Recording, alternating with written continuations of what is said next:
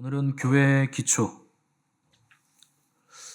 기초라는 제목으로 우리 하나님 말씀 함께 나누도록 하겠습니다. 바울은 6절에서 너희가 그리스도 예수를 주로 받았다 하는 것을 강조했는데, 받았다는 거 우리가 찾은 것이 아니라 하나님께서 창세전에 영원전에 작정하시고 섭리하셔서 우리에게 일방적으로 주셔서 우리가 받은 것이고, 이것을 우리가 구원이라 이렇게 부른다는 겁니다. 그래서 구원이란 건 창조주 하나님께서 그 아들 하나님을 보내셔서 이루어진 거죠. 그 하나님은 충만하시고 온전하시고 완전하심에도 불구하고 구원을 이루실 때 누구를 통해서 하시느냐? 아들을 통해서 또 성령 하나님을 또 보내셔서 적용시키셔서 구원을 이루시기로 하신 겁니다. 그러니까 하나님이 다 하실 수 있어요. 그 성부 하나님이 하실 수 있는데 성부 하나님께서 혼자 하지 않으신다는 거죠. 왜 그러냐? 사랑으로 역사하시기 위해서 혼자 안 하시는 거예요. 그래서 삼일체 하나님이 온전히 사랑으로 역사하시도록 하시기 위해서 구원도 삼일체 하나님의 총체적인 사역으로 우리에게 임한다는 겁니다. 그래서 하나님은 그 온전한 하나님의 사랑을 보내시기 위해서 아들을 보내시고, 또 아들은 하나님께 받은 걸 우리에게 다 주신 것이고, 또 그 주신 것을 우리에게 적용시키시는 분이 성령 하나님이시죠. 그러니까 구원이란 것 자체는 삼일체 하나님의 총체적인 사역이고, 또 우리가 기도하는 것 자체도 삼일체 하나님이 총체적으로 역사하시는 작업이죠. 하나님께 기도하고 예수님의 이름으로 기도하고 성령에 이끌려서 기도하기 때문에 기도 자체도 삼일체 하나님의 총체적인 사역입니다. 그래서 이 놀라운 구원은 삼일체 하나님의 전폭적인 사랑의 역사라 하는 거죠. 그러니까 하나님 노릇하실 때 은사와 능력으로 하시는 게 아니에요. 그 능력이 많아서 그 능력으로 우리를 구원하시거나 은사를 세게 일으키셔서 역사하시는 게 아니고 전폭적인 사랑으로 역사를 하시는 겁니다. 그래서 사랑으로 우리가 하나님께 택정을 받아서 예수 그리스도인의 성령님의 역사로 구원을 받았다 하는 것이죠. 그래서 바울은 고린도전서 15장 1절에서 형제들아 내가 너희에게 전한 복음을 너희에게 알게 하노니 이는 너희가 받은 것이다 이렇게 말씀하고 있습니다. 그러니까 우리가 찾은 게 아니라 받은 거다. 근데 내가 너희에게 전해줬다 하는 거죠. 또 내가 받은 것을 먼저 너희에게 전한다 이렇게 바울이 기록했습니다. 그러니까 우리가 받은 이 복음은 우리보다 앞선 믿음과 신앙의 선배들이 우리에게 전해줬기 때문에 우리가 그들을 통해서 전해받은 거라는 거예요. 그래서 교회는 이것을 뭐라고 불렀느냐? 그 사도적인 전통이라고 부릅니다. 그러니까 예수님의 사도들을 통해서 우리에게 전해진 복음, 그래서 사도적인 전통을 우리가 받았다는 거예요. 그래서 데살로니가 3장 6절 보시면 형제들아 우리 주 예수 그리스도의 이름으로 너희를 명하노니 게으르게 행하고 우리에게서 받은 전통대로 행하지 아니하는 모든 형제에게서 떠나라 이런 구절이 있어요. 성경에서 전통이라는 구절이 나오면 이건 인간의 무슨 관습이나 인습 전통을 얘기하는 게 아니고 사도적인 전통을 얘기하는 겁니다. 사도들이 우리에게 전해준 사도적인 전통, 그 전통대로 행하지 않은 자들에게서 너희는 떠나야 된다 하는 것이죠.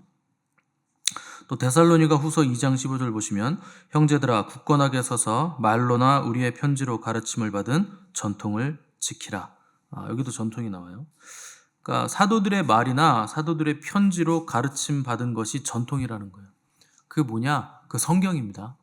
그러니까 사도들이 쓴 서신은 전부 다 성경이고, 또 성경으로 기록되기 전에 특별계시가 기록이라는 요체로 인해서 기록되기 전에는 전부 다 구전으로 전해진 거예요.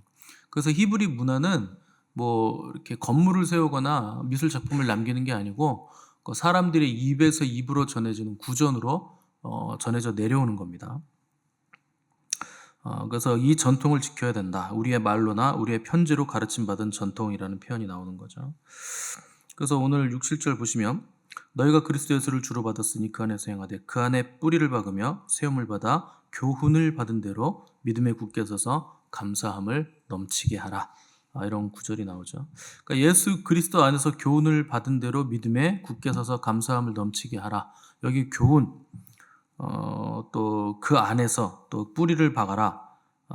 이런 표현들이 나오는데 예수 그리스도 안에서 하라는 것이지만 결국엔 그 교훈이라는 건 사도적인 전통을 얘기하는 겁니다. 예수님에게서 교훈을 받은, 가르침 받은 사도들이 성도들에게 전해준 그 복음. 그래서 오늘날 우리의 성경으로 정착된 그 전통 안에서 행하라는 거죠. 그 위에 뿌리를 받고 굳게 서서 감사함을 넘치게 하고 믿음에 굳게 서라는 거예요. 그래서 그 위에 서 있는 그 구조를 우리가 뭐라고 부르느냐? 그 교회라고 부르는 거예요. 그 교회는 사도적인 전통 위에 세워진 겁니다. 그래서 교회의 기원을 보시면 교회는 예수님께서 제정하셨지만 그 에덴 동산까지 교회는 거슬러 올라갑니다. 아담과 하와가 에덴 동산에 있을 때 하나님께서 그 제사장적인 직임을 주세요. 그래서 죄가 들어오지 못하게 막고 그다음에 관리하고 다스리고 그 섬기는 직분을 줍니다. 그 섬긴다는 표현 자체가 제사장이 성소에서 섬기는 직분과 똑같은 직분을 주신 것이기 때문에 에덴 동산 자체가 하나님이 임재하시는 거룩한 성소였다는 걸 알 수 있고, 거기서 아담과 하와가 하나님과 교제하고 예배하는 일을 했기 때문에 에덴 자체가 교회의 원형으로 우리가 볼 수 있는 겁니다. 신약 교회는 예수님께서 제정하셨죠. 그래서 예수님이 교회 머리실 뿐만 아니라 바울이 이제 교회를 건축물로 비유하면서 예수님을 뭐라고 비유했느냐? 그는 모퉁이 돌이 되신다. 이렇게 표현을 했습니다. 우리는 교회의 토대가 누구냐? 이렇게 물어보면 대개 예수님이라고 여러분 답을 하십니다. 근데 아니에요. 교회의 토대는 사도와 선지자입니다. 예수님은 교회의 모퉁이 돌이 되시는 것이고 교회의 토대, 실질적인 토대는 사도와 선지자들이에요. 그래서 사도와 선지자들의 터 위에 너희는 세움을 받았느니라. 에베소서에서 그렇게 표현하는데, 그래서 모퉁이 돌이라는 건 교회의 기초, 가장 그 돌을 쌓기 시작하는 기준돌, 주춧돌, 그 모퉁이에 있는 중심, 우리 주님이시고 토대는 사도와 선지자들이에요. 그래서 나머지 그리스도 안에 있는 모든 신자들은 개개인이 돌들로 그 모퉁이 돌과 연결되고 쌓여지고 구성되어져서 우리가 한 건물로 건축되어 간다 하는 것이 바울 사도의 에베소서에 나오는 교회론이죠. 그 교회에 대한 가장 탁월한 그 표현이 그 니케아 신조에 나와 있습니다. AD 325년에 니케아 공의회에서 니케아 신조를 만들었는데, 그 니케아 신조의 교회에 대해서 이렇게 써 있어요. 하나인 거룩하고 보편적이며 사도적인 교회. 이게 교회에 대해서 이만큼 교회를 적절하게 묘사한 구절은 아직 없습니다. 그러니까 하나이면서 거룩하고 보편적이며 사도적인 교회다. 이걸 뭐라고 부르냐면 한마디로 이걸 카톨릭이라고 부르는 거예요. 그러니까 원래 카톨릭이라는 건 하나인 거룩하고 보편적이며 사도적인 교회를 카톨릭이라고 불렀는데, 이게 이제 로마 카톨릭이 이 단어를 뺏어간 거죠. 그래서 카톨릭 교회다 이렇게 부르면서 어떻게 보면 우리가 뺏긴 겁니다. 지금은 우리가 카톨릭이라고 쓸 수 없을 만큼 완전히 로마 카톨릭이 가져가 버린 거죠. 그래서 하나이고 거룩하고 사도적이다, 이게 중요한데, 그 교회가 하나라는 말이 우리에게는 쉽게 다가오질 않습니다. 왜냐하면 오늘날 교회를 보시면 교단이 너무 많아요. 그러니까 이걸 하나라고 부를 수가 있나 싶을 만큼 교단이 많죠. 너무 많은 교단과 교파로 갈려져 있죠. 그 개신교 교회가 미국에만 2,000개 이상의 교파가 존재합니다. 한국의 개신교 교파는 374개예요. 개신교만. 그리고 그 중에 장로교 계열만 286개예요. 374개 중에 286개가 장로교. 이건 굉장히 기형적인 현상인데, 장로교는 전 세계적으로 봤을 때 진짜 작아요.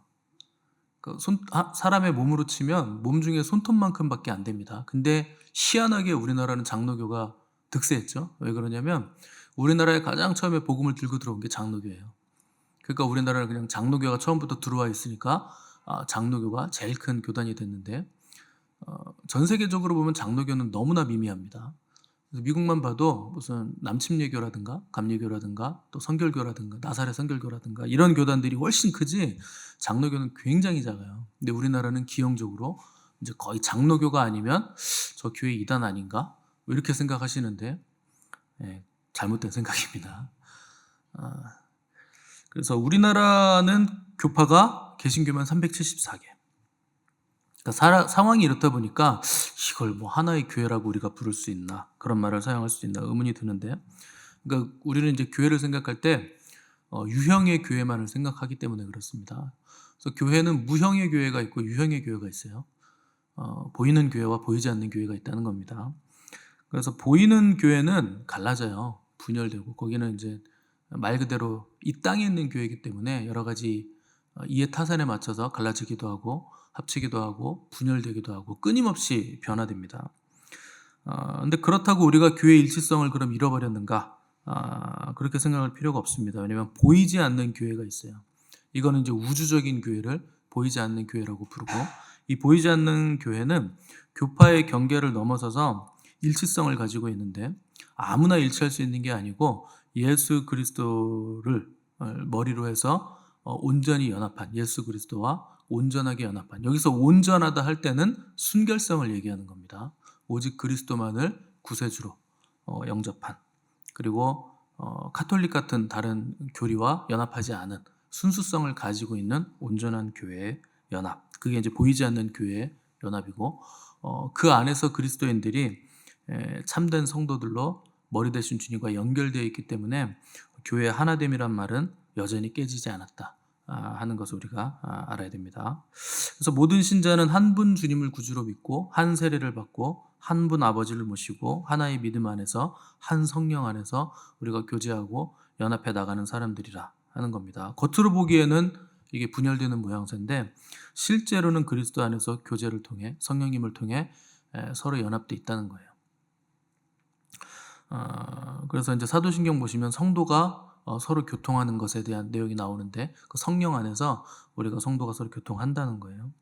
그래서 어떤 분들은 교회가 뭐 이러냐, 그래서 교회를 등지고 떠나시는 분들이 계신데, 그 홀로 떠나서 교회로 존재하는 건 불가능합니다. 그거는 굉장히 비성경적이고 예수 그리스도의 뜻에 반하는 거예요. 하나님의 뜻과도 멀어지는 겁니다. 그래서 교회는 머리 대신 주인과 연결된 구조이기 때문에 나 혼자 홀로 존재하면서 그리스도와 연결되는 건 교회라고 부를 수가 없어요. 교회는 구원받은 성도들, 그래서 거룩한 물이라는 뜻이 성도입니다. 성도가 물이 도자예요. 거룩할 성자에 물이 도자이기 때문에 거룩한 물인데, 홀로 교회로 존재하면서 무리가 될 수는 없습니다. 그냥 아예 비성경적인 거예요. 나는 혼자 떨어져서 신앙생활 하겠다, 교회 다니기도 귀찮다, 꼴 보기 싫은 사람도 많고, 교회 하는 집 보니까 나는 도저히 여기 속할 수가 없다. 그러면은 본인이 하나님 돼야 됩니다. 본인이 예수님 돼야 돼요. 그렇게는 교회로 존재할 수 없어요. 그렇게 혼자 떨어져 있으면 나 혼자 신앙생활 예수님하고 막 이렇게 뭐 충만해질 수 있을 것 같지만 절대 그렇지 않습니다. 그냥 예수님하고 떨어진 거예요, 그거는. 그래서 홀로 떨어지면 뭐가 되느냐? 맹수의 밥이 되는 겁니다. 마귀가 그런 사람들을 가만히 놔두질 않아요. 홀로 떨어졌는데 얼마나 공격하기 쉽습니까? 그냥 잡아먹히는 거예요, 그렇게 되면. 그래서 홀로 떨어져서 교회로 존재하려고 하는 건 머리 대신 주님의 뜻하고 전혀 반대되는 일을 하는 것이고, 성경이 말씀하고 있는 교회하고도 전혀 반대 방향으로 가는 겁니다. 또 하나 교회에 대해 오해를 불러일으키는 거룩한 교회라는 단어, 이게 이제 오해를 불러일으키죠. 아무리 봐도 교회가 거룩하지 않은 것 같은 느낌을 우리가 받기 때문에 불편하죠. 어떻게 보면 뭐 이렇게 뉴스나 뭐 매체를 보면 교회만큼 부패한 곳이 있을까 싶을 만큼 교회와 목사들의, 특히 목사들의 이제 부패성을 심각하게 기사로 많이 다루는데, 근데 그건 뭐 이렇게 전체 교회 수와 전체 목회자 수에 비해서 열 손가락 안에 드는 부패성이 크게 기사로 나온다고 해서 전체 목사와 전체 교회가 그런 건 아닙니다. 유명하고 크니까 티가 나는 거지, 95% 이상의 목회자와 교회들은 신실하게 목회 잘해요. 신실하게 교회생활 잘하고 신앙생활 잘합니다. 한국 사회에 교회가 하는 일이 사라지면 굉장히 어려워집니다. 교회는 이름 없이 빚도 없이 구제를 많이 하기 때문에, 도와주는 일을 많이 하기 때문에 교회만큼 사회에 도움되는 곳이 없어요. 근데 이제 부패성이 심각한 수준으로 한 번씩 터지기 때문에 교회가 정말 거룩한가? 이런 일들에 대해서 의구심을 가지게 되는 거죠. 근데 그 교회의 거룩성은 그 행위에 있는 게 아닙니다. 그 교회가 에클레시아인데 그 에클레시아라는 말 자체가 그 따로 불러내었다라는 뜻이에요. 그러니까 하나님이 어떤 거룩한 사역을 맡기기 위해서 따로 불러낸 거룩한 무리. 이게 이제 교회입니다. 그래서 거룩의 이유는 하나님이 불러내셔서 거룩하다 하셨기 때문에 거룩한 것이고, 또 하나님이 거룩한 신성한 사명을 수여하시기 때문에 거룩한 거예요. 따로 불러냈기 때문에. 그래서 교회 구성원들을 성도, 거룩한 무리라 이렇게 부르는 거죠. 그래서 교회는 다른 모든 제국들이나 어떤 뭐 나라들이나 기관들이 다 사라져도 교회는 안 사라집니다. 왜냐하면 예수님께서 그건 보증하신 거예요. 음부의 권세가 너희를 이기지 못한다. 절대 무너지지 않는다. 그 주님이 보증하셨기 때문에 어떤 기관, 어떤 제국, 어떤 나라, 어떤 사람이 교회를 공격해도 공격한 그는 사라질지라도 교회는 안 사라져요. 그래서 교회는 핍박을 받으면 받을수록 더 강해집니다. 체질이 더 강해지는 거예요. 또 교회가 거룩한 이유는 교회의 머리 되신 우리 주님께서 거룩하시고 교회를 하나로 묶으시는 성령님께서 거룩하시기 때문에 그 성령님이 교회된 성도들 안에 내주하시기 때문에 성도들이 거룩한 겁니다. 그래서 우리 안에 계신 분이 거룩하시기 때문에 우리가 거룩한 성전이 된다 하는 거죠. 또 니케아 신경에 보면 교회가 사도적이라는 말이 있어요. 사도적인 교회. 이 말은 사도적인 전통 위에 교회가 뿌리를 내리고 터가 굳어지고 세워졌다는 뜻이에요. 그래서 에베소서 2장 20절 보시면 너희는 사도들과 선지자들의 터 위에 세우심을 입었고 그리스도 예수께서 친히 모퉁이돌이 되셨다. 이런 표현이 나옵니다. 그러니까 교회의 터는 사도들과 선지자들이고 예수 그리스도는 그 모퉁이돌이 되신다는 거예요. 왜 터가 예수님이 아니고 예수님은 그냥 돌멩이고 사람인 사도들과 선지자들이 교회의 터가 되는가? 그러니까 교회는 말씀 위에 세워지기 때문에 그래요. 그 말씀을 누가 주느냐? 사도들과 선지자들이 전해준 거예요. 그래서 교회는 예수 그리스도 위에 세워지지만 말씀 자체가 예수 그리스도입니다. 그러니까 그 말씀이 예수 그리스도에 대해서 말하고 있다고 주님께서 친히 말씀하셨기 때문에 교회의 터는 성경이고 성경은 사도들과 선지자들이 전해준 것이고 그 전해준 말씀은 예수 그리스도이시기 때문에 결국 교회는 말씀 위에 성경 위에 사도들과 선지자들의 터 위에 세우심을 입은 기관이라는 겁니다. 사도라는 건 보내심을 받은 자예요. 아포슬인데 사도들에 대해서 우리는 제자들이라고 생각하는데 엄밀하게 말하면 사도들과 제자들은 차이가 있습니다. 사도들은 제자들이지만 모든 제자들이 사도는 아니에요. 제자는 엄청 많은데 그 중에 사도로 세우심을 받은 사람은 따로 있습니다. 그래서 주님이 많은 쇠제자들 가운데 12명의 사도들을 따로 세우셨다. 이렇게 기록되어 있는데 사도가 12명이라는 뜻이 아니고 12명 외에도 많은 사도가 있어요. 바나바도 사도고 또 여러 사도들이 그 초대교회 문서에 나오는데 12명만큼은 주님이 따로 세운 사도들이라는 거예요. 그러니까 제자들 중에서 사도들이 따로 있고 사도들 중에서도 12명을 또 따로 세우셨다는 거죠. 왜 12명은 따로 세우셨느냐? 마가복음 3장에서 이들을 세우신 목적이 이렇게 나와 있습니다. 자기와 함께 있게 하시고 보내어 전도하게 하시고 귀신을 내어 쫓는 권능을 가지게 하시려고 따로 세웠다는 거예요. 그러니까 사도들이 많은데 그 중에 12명은 예수님이 항상 같이 있게 하셨다는 거예요. 그리고 전도도 하게 하시고 귀신을 내어 쫓는 권능을 그들에게 부여하셨다. 그래서 사도들이 세워진 목적은 이 세 가지입니다. 주님과 함께 있는 거, 전도하는 거, 악한 영들을 내어 쫓는 거. 가장 중요한 건 뭐냐? 사도들의 사도됨의 기초는 뭐냐? 주님과 함께 있는 거예요. 주님과 함께 거하고 동행하고 동거동락하는 거죠. 그래서 사도행전에 보시면 그 성전 미문에 앉아있던 안진뱅이를 베드로와 요한이 구시기도 하러 가다가 일으켜 세우는데 40년 만에 이 안진뱅이가 일어나서 걷고 뛰고 찬양을 하며 주의 이름을 높이는데 종교인들이 이걸 보고서 베드로와 요한을 잡아 가둡니다. 그래서 사도행전 4장 13절 이후에 보시면 그들이 베드로와 요한이 담대하게 말함을 보고 그들을 본래 학문 없는 범인으로 알았다가 이상히 여기며 또 전에 예수와 함께 있던 줄도 알고 또 병 나은 사람이 그들과 함께 서 있는 것을 보고 비난할 말이 없는지라. 이런 구절이 나와요. 이 무식한 어부들이 어떻게 저렇게 말을 잘하고 어디서 저런 능력을 얻었는가? 생각해 봤더니 능력의 출처가 어디입니까? 전에 예수와 함께 있던 줄 알았다. 주님과 함께 있었기 때문에 능력 받았다는 거예요. 이게 사도입니다. 그러니까 사도들은 그 능력이 출처가 어디냐? 주님과 함께 있었기 때문에 능력이 나왔다는 거예요. 그 초대교회 안에서는 이단들이 굉장히 많이 교회를 공격했는데 주 공격 타겟이 누구냐? 사도적인 권위입니다.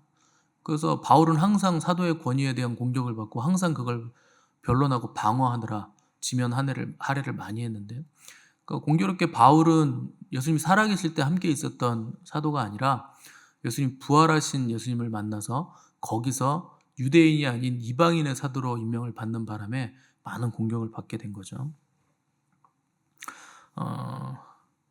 근데 그렇게 이단들이 사도적인 권위를 뺏기 위해서 일어나서 공격을 해도 뺏을 수 없습니다. 왜냐하면 사도들의 기본 사도됨은 주님과 함께 있었던 것, 거기에 있었기 때문에 이단들은 그게 없어요. 주님과 함께 있지도 않고 진리에 반하는 자들이기 때문에 권위를 가질 수가 없다는 거죠. 그래서 오늘날도 누가 권위자가 되느냐? 주님과 함께 있는 사람. 그 사람이 권위자 되는 거예요. 능력이 어디서 나오느냐? 주님과 함께 있으면 거기서 능력이 나오는 겁니다. 그래서 하나님은 그리스도께 권위를 위임하시고 그리스도는 다시 사도들에게 그 권위를 위임하시고 사도들은 그들의 권위를 가지고 성경을 기록해서 교회들이 그 권위를 받을 수 있도록 그리고 영적 싸움에서 이길 수 있도록 우리에게 성경을 전달해 준 거죠. 그래서 이 사도적 권위와 전통이 어디에 녹아져 있느냐? 그 성경에 녹아져 있는 거예요. 그래서 성경에 있는 대로 하지 않는 자들 너희는 그들에게서 떠나라 이렇게 말하고 있는 거죠. 그래서 성경을 거부하는 건 교회를 거부하는 거고 교회를 거부하는 것은 사도적인 전통을 거부하는 것이고 사도적인 전통을 거부하는 것은 예수 그리스도를 거부하는 것이 되기 때문에 교회는 어디 위에 세워져 있어야 되느냐? 그 성경 말씀 위에 그 뿌리가 박고 터가 굳어지고 그 위에 믿음에 굳게 서서 감사함을 넘치게 하라 하는 것이 오늘 바울 사도의 명령인 겁니다. 그래서 우리 주님도 보시면 성경대로 오세요. 그리고 성경대로 죽으시고 성경대로 부활하셔서 다시 살아나십니다. 그 인류 역사에 그 어떤 사람도 온다는 것이 예언되고 실제로 오고 또 살다가 죽을 것 그리고 다시 살아날 것이 예언된 존재는 없습니다. 우리 주님이 유일하신데 그 유일하신 주님을 예언해 놓은 책이 성경이죠. 그래서 성경 위에 교회는 뿌리를 받고 세워진 신적인 기관이라는 거예요. 이 성경이 예수 그리스도에 대해서 말씀하기 때문에. 그래서 부활하신 주님은 엠마오로 가는 두 제자에게 그 성경을 열어 보여주시죠. 이 성경이 그리스도에 대한 것임을 말씀을 해주시고 열어주셨다는 거예요. 그래서 우리의 믿음도 성경에 기반한 믿음이어야 되고 또 그 안에 뿌리를 받고 세움을 받아 교훈을 받은 대로 믿음에 굳게 서서 감사함이 넘치는 신앙이어야 된다. 그게 바로 사도적 전통 위에 세워지는 것이고 하나님의 말씀 위에 세워지는 것이다 하는 거죠. 그러니까 왜 우리가 이렇게 성경을 강조하느냐? 뭐 당연히 우리는 종교 개혁의 후예들이기 때문에 그러니까 오직 성경, 또 오직 믿음, 오직 은혜 뭐 이런 걸 강조하는데 인간에게서 나오는 건 선한 게 없어서 그래요. 우리가 뭐 누구에게 충고를 해주든 무슨 좋은 말을 해주든 간에 사람에게서 나오는 건 다 흑암이고 기품이고 공허입니다. 그 안에선 선한 게 나올 수가 없어요. 선하신 분은 오직 하나님밖에 없으시고 하나님께서 우리에게 주신 성경이 거룩하고 선한 말씀이기 때문에 그것이 하나님의 숨결이기 때문에 우리가 그 말씀을 잡고 그 말씀을 통해서 선한 것들을 만들어 가야 된다는 겁니다. 그래서 살리는 것은 하나님밖에 없어요. 그리고 하나님의 말씀밖에 없습니다. 그래서 여러분들은 말씀 위에 그리고 성령님의 인도하심 아래 거룩해져 가야 된다는 거죠. 그래서 구약 성경에서 하나님의 말씀을 이렇게 표현했습니다. 여호와의 율법은 완전하여 영혼을 소성시키며 여호와의 증거는 확실하여 우둔한 자를 지혜롭게 하며 여호와의 교훈은 정직하여 마음을 기쁘게 하고 여호와의 계명은 순결하여 눈을 밝게 하도다. 여호와를 경외하는 도는 정결하여 영혼까지 이르고 여호와의 법도 진실하여 다 의로우니 금 곧 많은 순금보다 더 사모할 것이며 꿀과 송이꿀보다 더 달도다. 이게 하나님의 말씀입니다. 그러면 말씀을 읽을 때 공부하듯이 처음에는 접근을 하시겠지만 말씀을 내가 읽는 게 아니고 그 말씀이 나를 읽어야 되는 거예요. 내가 말씀을 공부하거나 내가 말씀을 묵상하는 거, 그 건강한 거 아닙니다. 그래서 큐티라는 거의 위험성은 사실 큐티가 굉장히 위험한 겁니다. 왜냐하면 내가 성경을 읽고 내가 성경을 파헤쳐서 분석하려고 하기 때문에 그래요. 내가 성경을 파헤치면 안 됩니다. 성경이 나를 파헤쳐야지. 내가 성경 분석하면 안 돼요. 그 말씀이 나를 분석하고 나를 교훈하고 나를 깨닫게 해야 되는 거예요. 그래서 우리 교회가 하나님께 물었어요. 큐티를 하려고 했는데 하나님이 그건 하지 마라. 그래서 안 하는 거예요, 큐티를. 물론 조용한 시간에 하나님 말씀 잠잠히 묵상하는 거 좋은데, 묵상이라는 건 우리가 하는 건 묵상이 아니에요. 우리가 하는 건 헬라적인 헬레니즘적인 묵상이에요. 굉장히 이교도적이고 인본주의적인 겁니다. 원래 히브리적인 묵상은 뭐냐? 하나님의 말씀을 읊조리는 거예요. 이게 묵상이에요. 그 묵상이라는 것 자체가 새가 비둘기가 이렇게 구구구구 하는 소리 있죠. 그걸 묵상하가라고 하는 거예요. 읊조리다.